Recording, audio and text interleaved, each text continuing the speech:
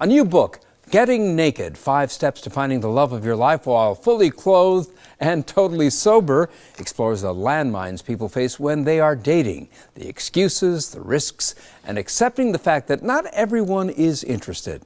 Here to talk about it is the book's author, Chicagoan Harlan Cohen. Harlan, welcome back to Chicago tonight. I am grateful to bring the nakedness to Chicago tonight. And let's talk about the title, Getting Naked. You don't literally mean getting naked. You talk about getting naked, sort of stripping yourself down to some details that help you sort of engage in the world of dating. Sure, it's getting emotionally naked before you get physically naked, which is something that most people don't do. It's really about getting naked first, physically, and then getting to know someone emotionally, which is so backwards. And that's really what this book reverses. It helps you to be vulnerable and comfortable and live in a world of endless options, and it's going to help millions of people. Oh, well, look, let me read just a small part from the book.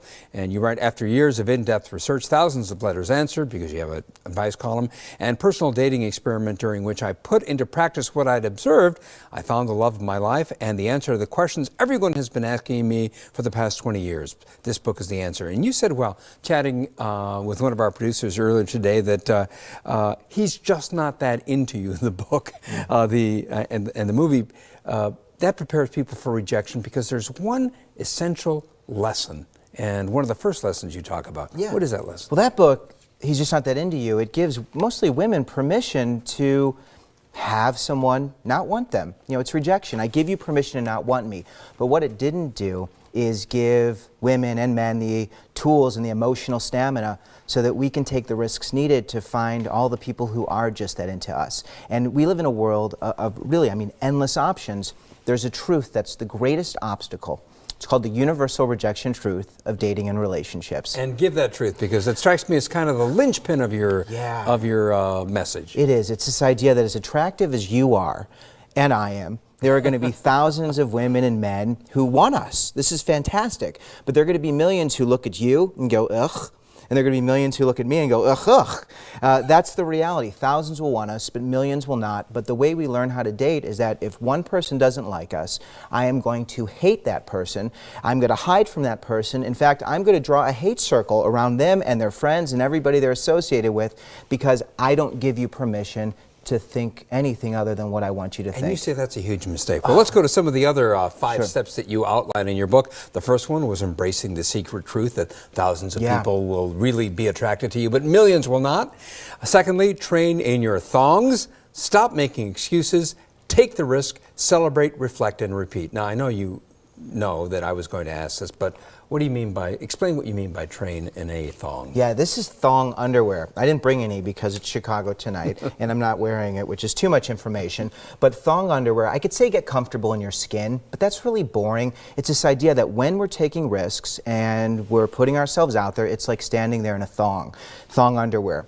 To really implement these 5 steps, you need to look in the mirror in a thong physically. You need to look in the mirror in your emotional thong. You need to look in the mirror in your spiritual thong and get great people in your corner so that when someone doesn't want you, you will still be able to move forward. And only people who are truly comfortable in their thong, and I explain how to do this in Getting Naked, how to train, those are the people who can move forward. Stop making excuses, number 3. Give me an example. What's the leading excuse people make? I'm too busy. You eat, you go out, you sleep. Not that you should share your time sleeping, but we all make excuses, which are things. Excuses are just insecurities. They're just the insecurities hanging out of our thong. We create reasons to not do the things that we want to do and justify it. If you're single and you're not online, you are your own worst enemy. Because step number 4 is taking the risk, and more about taking the risk. Yeah, the beautiful thing about this Getting Naked process is that just saying it and doing it is a success. That's how I define success.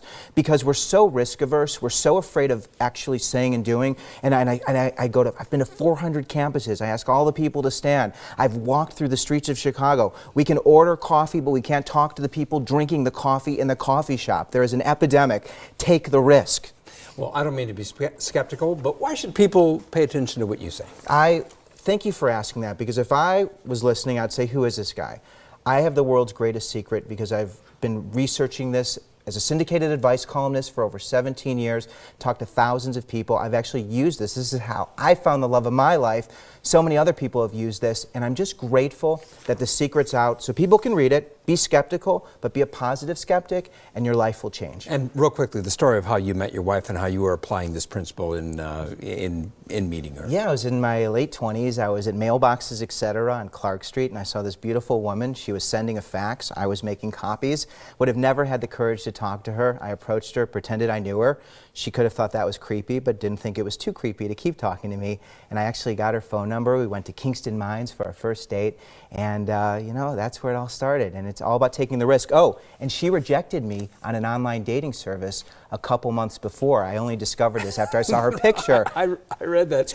You use social media quite a bit, and you encourage people to consider and practice online dating. What is the success rate for online dating? You know, it really varies. Smash.com says, 1 in 5 couples start their relationships online, and I think there could be many more. The thing about online, it's not about like me, want me. It's about who do I want? Who do I like? And you can say what you want, and people can look at your profile and they can determine whether or not they want to talk to you. But when you follow this Getting Naked approach, it's not about rejection. It's about who do I want? It's shopping. And it's seeing who can give you what you desire. I mean, I can't believe it's there. Your grandma didn't sit around waiting for someone to poke her on Facebook. I mean, use every resource you can and get comfortable in your thong and embrace this universal rejection truth, and you will live in a world of endless options.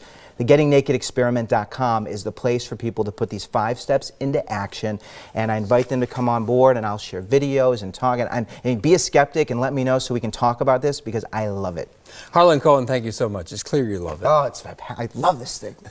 And if you want to learn more about Harlan Cohen's book, Getting Naked, 5 Steps to Finding the Love of Your Life While Fully Clothed and Totally Sober, and to read an excerpt, you can go to our website.